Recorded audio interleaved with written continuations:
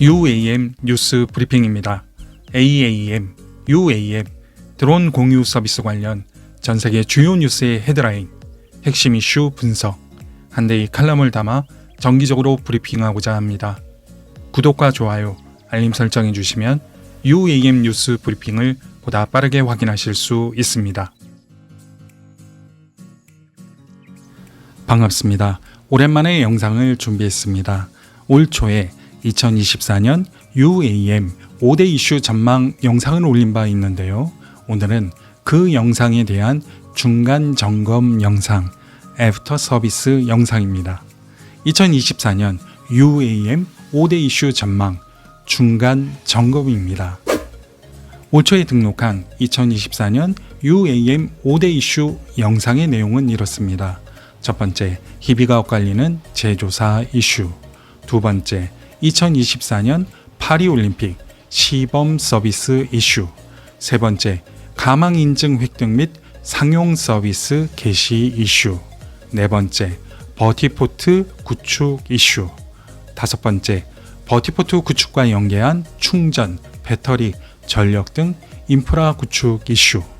이 중 네 번째, 다섯 번째 이슈는 버티포트 포함 인프라 구축 이슈이고요.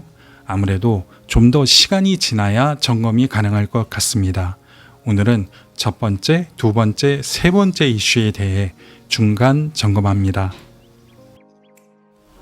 첫 번째, 희비가 엇갈리는 제조사 이슈. 올 초에 올린 영상에서 희비가 엇갈리는 제조사를 주시해야 한다고 말씀드렸습니다. 변수가 많지만 아무래도 가망 인증 프로세스가 중요하죠. 이 양사처럼 중국에서 독자적인 인증을 받아서 상용화 일정을 먼저 전개하는 경우에 어느 정도 실질적인 진전이 있는지를 봐야 합니다. 최근 이 양이 중국 저장성 등지에서 이러저러한 판매 및 상용화 계획을 발표하고 있는데요. 얼마나 실질적인 성과로 이어질지 지켜봐야 합니다.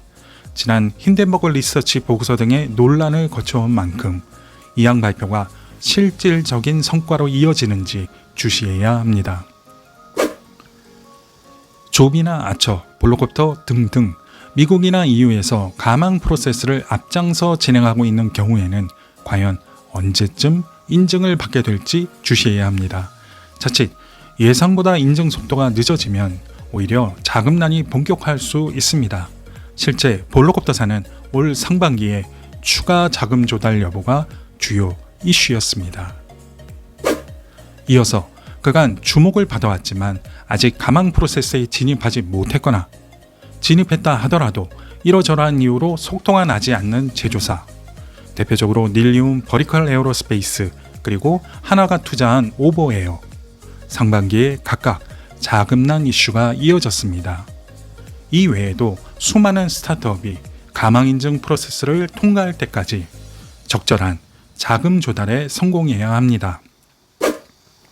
상장사도 있는 만큼 투자자분들이 마음 졸이는 시간이 좀 더 이어질 것으로 보입니다. 상대적으로 보잉의 위스크, 현대차의 슈퍼널처럼 모기업이 대기업인 경우에는 조금 낫겠죠. 두 번째, 2024년 파리올림픽 시범 서비스 이슈. 이제 올림픽 시즌입니다. 2024년 파리올림픽에서는 UAM 시범 서비스가 가능한가요? 전 세계에 UAM 서비스를 선보일 수 있을까요?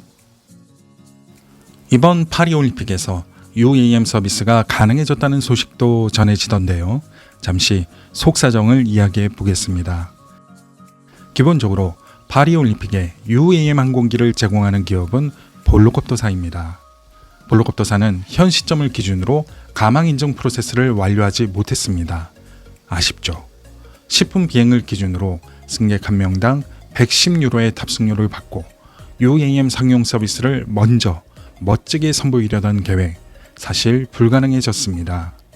그러나 파리올림픽 기간 중 UAM 서비스를 선보이려던 프랑스는 계획을 취소하기보다 조금 바꾸었습니다. UAM 서비스를 취소하는 대신 UAM 시범 서비스로 허가합니다. 아예 취소하기보다는 세능강에서 UAM 항공기가 뜨고 내리는 것을 어쨌든 보여주겠다는 것으로 이해됩니다. 무료로 운영되고요.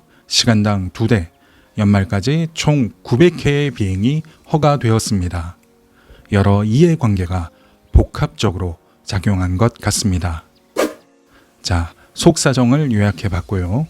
암튼 프랑스는 올림픽 전후로 UAM 항공기가 뜨고 내리는 것을 보여줄 수 있습니다. 남은 변수도 있는데요. 그간 UAM 서비스에 반대 목소리를 내오던 파리시가 여전히 프랑스 정부와 별개로 이번 시범 서비스에도 반대 목소리를 내고 있다는 점입니다. 주된 반대 사유는 환경적 우려, 특권층 위주 서비스 등등이라고 합니다. 관련해서 예전 영상에도 언급한 기억인데요. UAM 상용화와 관련해서 이번 파리올림픽 시범 서비스 이슈는 시사하는 바가 무척 큽니다.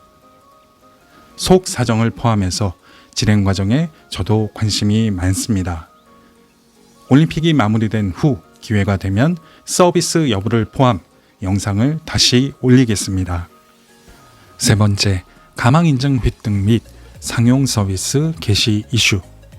첫 번째 이슈에서도 언급했던 내용인데요. 과연 조비나 아처, 홀로콥터 등등이 언제쯤 가망인증을 획득할 수 있을까요?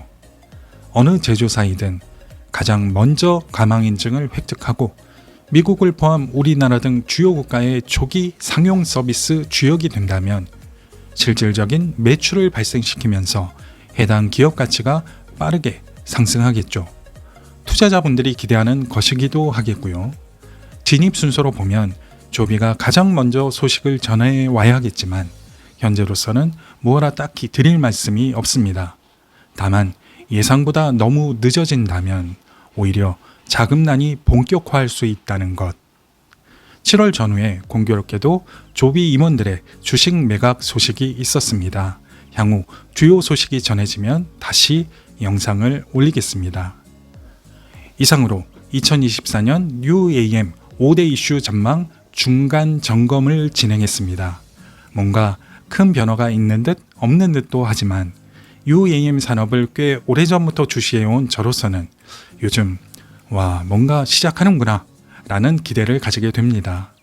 올해 파리올림픽을 계기로 전 세계인들이 미디어를 통해 UAM 서비스를 지켜보고 누군가는 직접 경험하고 안전, 소음, 경제성 등등 넘어야 할 변수가 워낙 많지만 모빌리티 혁명의 큰 문이 열리고 있습니다.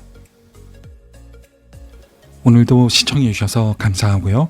구독과 좋아요, 알림 설정해 주시면 UAM 뉴스 브리핑을 가장 먼저 확인하실 수 있습니다.